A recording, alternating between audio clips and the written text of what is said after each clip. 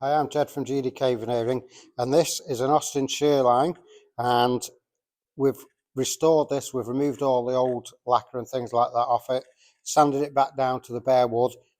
Then we've re-veneered it in two different types of veneers because that's how it was originally. This is a burr walnut and this is a straight grain walnut.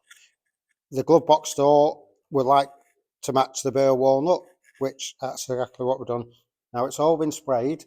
It's sitting here and it's waiting for the lacquer to cure, so it's nice and hard, and also it'll give us time then when we sand it to sand it nice and flat before we actually polish it on the polishing machine behind us.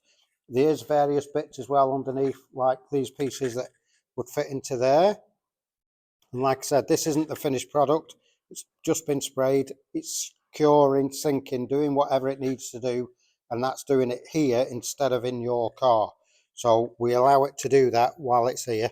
And then it'll all be polished and it'll look all brand new once again. Thank you very much for watching. I'm Jed from GDK Veneering, and this is an Austin shearline. Bye-bye.